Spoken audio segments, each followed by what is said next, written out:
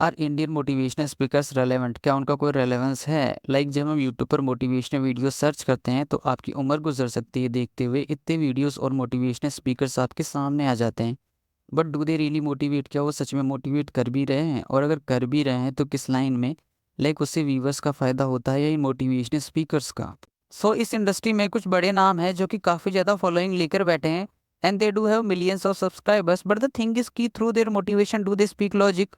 और कि हाँ, उनकी वीडियोस देखकर आपको लगे कि अगर कोई प्रॉब्लम जो आपको उनकी वीडियोस देखने से पहले थी, जो कि कुछ भी हो सकती है, like financial distress, failure, depression, downfall और एनीथिंग एल्स, वो प्रॉब्लम उनकी वीडियोस देखने के बाद चली गई और कि कम हो गई है। और इट्स नॉट कि हम उनसे उम्मीद करते हैं कि वो हमारी प्रॉब्लम्स खत्म ही कर देंगे, but at least when they talk हमें लगना तो चाहिए कि हाँ, someone is addressing the problem और बता रहा है कि क्या वेज हैं उससे निकलने के लिए।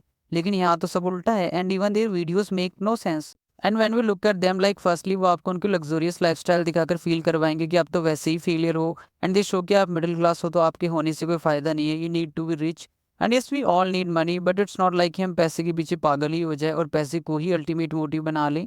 And when they speak they also quote religious book, they say Bhagavad Gita में ऐसा लिखा है, कुरान में ऐसा लिखा है, बाइबल में ऐसा लिखा है, एंड ऑल दैट, जिससे वो हमें रिलेटेबल फील करवा सके। And they do all that stuff, चिल्लाएंगे, फालतू के एनिमेशन एंड इफेक्ट्स से आपको सिनेमा जैसा फील देंगे।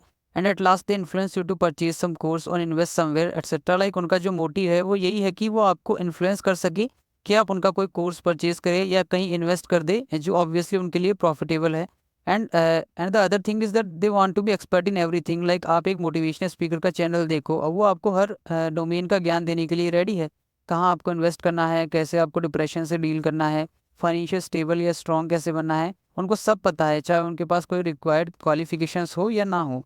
And the depict themselves like intellectuals, वो अपने आप को ऐसे दिखाएंगे कि बहुत बड़ी बुद्धिजीवी है, दे हैव इमेंस नॉलेज, और उनका जितना ज्ञान किसी के पास नहीं है।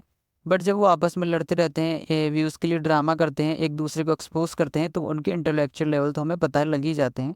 सो मोटिवेशनल स्पीकर्स जो आपको मल्टी लेवल मार्केटिंग के थ्रू बेवकूफ़ बनाते हैं, आपका डिप्रेशन दूर करने के नाम पर फालतू बातें करते हैं।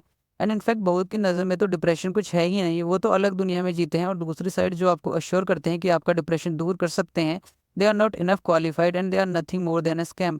So people need to stop watching them because हम उनको देखने जाते हैं एक प्रॉब्लम के लिए और वीडियोस एंड होने तक हमारी प्रॉब्लम्स डबल हो जाती हैं।